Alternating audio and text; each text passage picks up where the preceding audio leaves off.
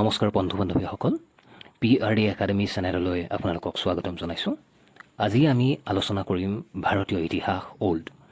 এই প্ৰাচীন ভাৰতীয় ইতিহাসৰ আজিৰ এই শিতানটোত থাকিব হৰপ্পাৰ বিষয়ে। গতিকে হৰপ্পাৰ প্ৰশ্নসমূহলৈ যোৱাৰ আগতেই এটা পৰিচয় দিবলৈ চেষ্টা কৰিছোঁ।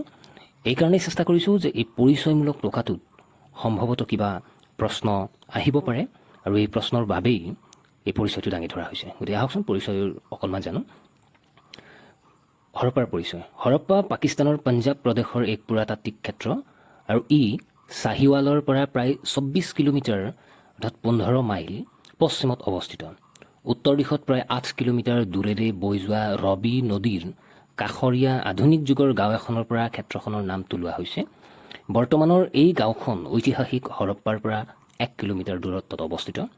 আধুনিক কালৰ হৰপ্পা প্ৰায় 15,000 মানুহৰ বসতিৰে এখন সৰু চহৰ আৰু ইয়াত ইংৰাজৰ দিনৰে এটা ৰেলৱে ষ্টেচন আছে। হৰপ্পাৰ লিপি। হৰপ্পাত 3300 পৰা 3200 খ্ৰীষ্টপূৰ্বৰ মাটি আৰু শিলৰ ফলি উদ্ধাৰ কৰা হৈছে, য'ত ত্ৰিশূল আৰু গছৰ আকৃতিৰ চিহ্ন অঁকা আছে। এই চিহ্নসমূহ লিপি হয় নে নহয় তাক ঠাৱৰ কৰিব পৰা হোৱা নাই। এই চিহ্নসমূহ মেছোপটেমিয়াৰ সুমেৰীয় লিপিতকৈও পুৰণি, অৰ্থাৎ খ্ৰীষ্টপূৰ্ব 3100। পিছলৈ হিন্দু লিপিৰ ৰূপ লোৱা লেখন পদ্ধতিৰ সৈতে ইয়াৰ মিল দেখা পোৱা যায়, অৰ্থাৎ হৰপ্পাৰ লিপি বহু বছৰ পাছত হিন্দু লিপিৰ যি ৰূপ সেই ৰূপৰ লেখন পদ্ধতিৰ সৈতেই যথেষ্টখিনি মিল দেখা পোৱা যায়। আপোনাৰ যি মৰমৰ চেনেল PRD একাডেমিলৈ আপোনাক স্বাগতম জনাইছোঁ। চেনেলটো ছাবস্ক্ৰাইব কৰা সকলোকে ধন্যবাদ জ্ঞাপন কৰিলোঁ। যিসকলে চেনেলটো ছাবস্ক্ৰাইব কৰা নাই তেওঁলোকে পলম নকৰি সোনকালে ছাবস্ক্ৰাইব কৰি ওচৰত থকা বেল চিহ্নটো টিপি লাইক এটা কৰি দিয়ে যেন। ছাবস্ক্ৰাইব কৰিলে আমাৰ পৰৱৰ্তী ভিডিঅ'সমূহ পাবলৈ আপোনাৰ সুবিধা হ'ব, লগতে শ্বেয়াৰ কৰিবলৈ নাপাহৰিব। ধন্যবাদ। আহকচোন এতিয়া ভিডিঅ'টোৰ পৰৱৰ্তী অংশলৈ আমি যাওঁ। ভাৰতীয় ইতিহাস ওল্ড। প্ৰাচীন ভাৰতীয় ইতিহাসৰ আজিৰ প্ৰথম প্ৰশ্ন। হৰপ্পা সভ্যতাৰ সৰ্বাধিক মান্যতাপ্ৰাপ্ত কাল হৈছে 2500 খ্ৰীষ্টপূৰ্বৰ পৰা 1750 খ্ৰীষ্টপূৰ্বলৈ। সিন্ধু উপত্যকা কোনে আৱিষ্কাৰ কৰিছিল?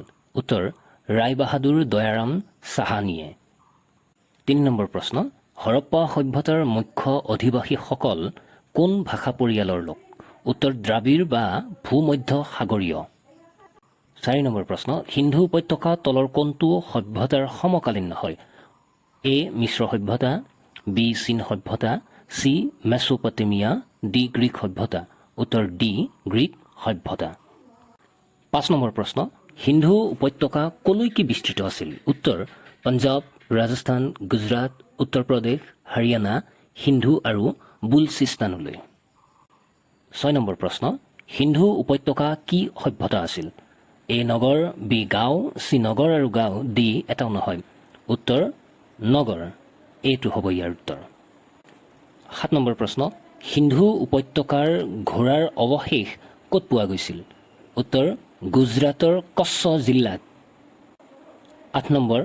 কাটাৰা টিম্বা কোনে আৱিষ্কাৰ কৰিছিল? উত্তৰ JP যোশীয়ে আৰু চনটো আছিলে 1964। 9 নম্বৰ প্ৰশ্ন। সিন্ধু উপত্যকাৰ স্থল কালিবংগ কোন প্ৰদেশত আছে? উত্তৰ ৰাজস্থান আৰু জিলাখন হৈছে হনুমানগড়। 10 নম্বৰ প্ৰশ্ন। কালিবংগ কোনে আৱিষ্কাৰ কৰে? উত্তৰ অমলানন্দ ঘোষ আৰু চনটো আছিল 1952। 11 নম্বৰ প্ৰশ্ন। হৰপ্পাৰ বিস্তৃতি কিমান? উত্তৰ 150 হেক্টৰ বিস্তৃতি। 12 নম্বৰ প্ৰশ্ন। হৰপ্পা কালত মুদ্ৰাৰ আকৃতি কেনেকুৱা আছিল? উত্তৰ বৰ্গাকাৰ আছিল। 13 নম্বৰ প্ৰশ্ন। হৰপ্পাৰ মোহৰত কিহৰ আকৃতি অংকিত আছিল? উত্তৰ এশিঙীয়া পশুৰ আকৃতি। 14 নম্বৰ প্ৰশ্ন।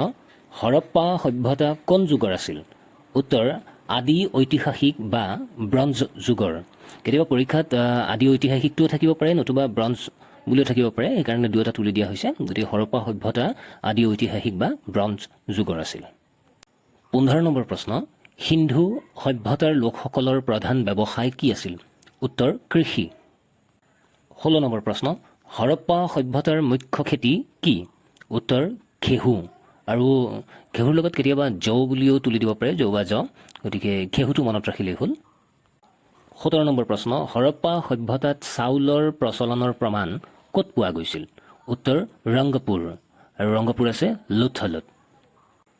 18 নম্বৰ, বৈদিক সভ্যতা আছিল এ নগৰ, বি এটাও নহয়, চি নগৰ আৰু গাঁও, ডি গ্ৰামীণ। আৰু ইয়াৰে উত্তৰটো হ'ব ডি গ্ৰামীণ।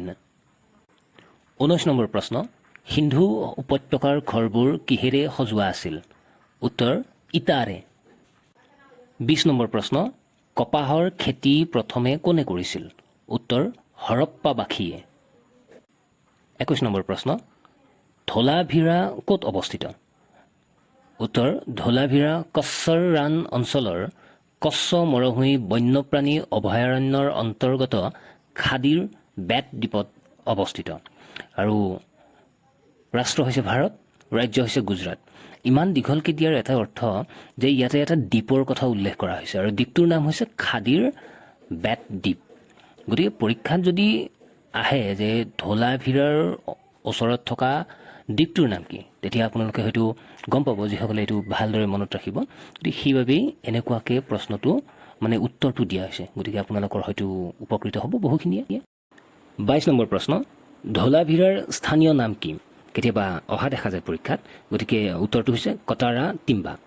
গতিকে ভাৰতীয় ইতিহাস প্ৰাচীনৰ আজি আমাৰ শেষৰটো প্ৰশ্ন, 23 নম্বৰ প্ৰশ্ন, ধোলাভিৰাৰ বিস্তৃতি কিমান? উত্তৰ 47 হেক্টৰ, 120 একৰ। কেতিয়াবা কিমান একৰো সোধে, কিমান হেক্টৰো সোধে। গতিকে 47 হেক্টৰ, 120 একৰ। গতিকে আপোনালোকে চাই থাকিব আমাৰ PRD একাডেমি চেনেলটো, আপোনালোকৰ অতি মৰমৰ চেনেল PRD একাডেমি। আৰু কিমানখিনিলৈ আপোনালোকে উপকৃত হ'ল সেই কথাটো হয়তো আপোনালোকে কমেণ্ট বক্সত কমেণ্ট কৰি জনাব পাৰে, বা আপোনালোকৰ ইতিমধ্যে কেনেধৰণৰ প্ৰশ্ন আপোনালোকক লাগেই, নেটৰ পৰা আৰম্ভ কৰি APSC-লৈকে, সেই ধৰণৰ প্ৰশ্নসমূহ আমাক কমেণ্ট বক্সত কমেণ্ট কৰি জনাব পাৰে। আমি দিবলৈ আপ্ৰাণ চেষ্টা কৰিম। গতিকে তেতিয়ালৈকে চাই থাকিব আপোনালোকৰ অতি মৰমৰ চেনেল PRD একাডেমি। আৰু সদায় কোৱাৰ দৰে আজিও এটাই কথা ক'ম, পশু পক্ষী আৰু শিশুক মৰম কৰক। আপোনালোক ভালে থাকক, কুশলে থাকক, শান্তিত থাকক। ধন্যবাদ।